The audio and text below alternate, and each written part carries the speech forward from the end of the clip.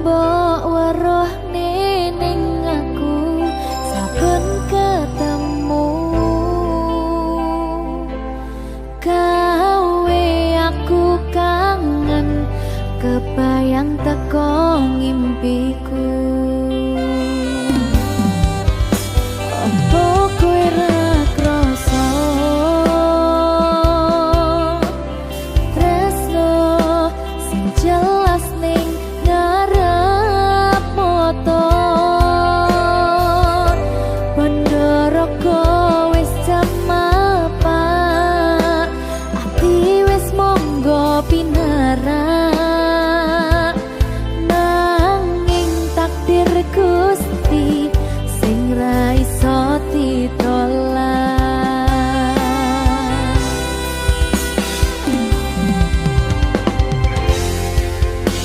Mung pengen ngrasakne senenge yen lagi kasmaran rasa sayang sing ketok tenganan nyatane dadi asing tanpa hubungan.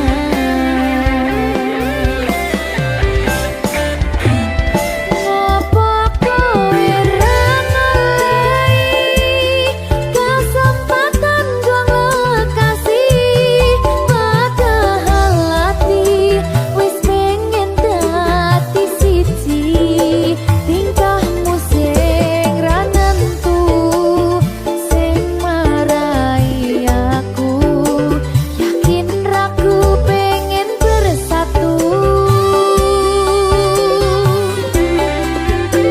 Saiki aku wis nyerah wis pasrah marang Gusti pucuke tresno kuwi ngikhlasno sumpah aku rapopo yen akhire padha lunga wis cukup sumangga.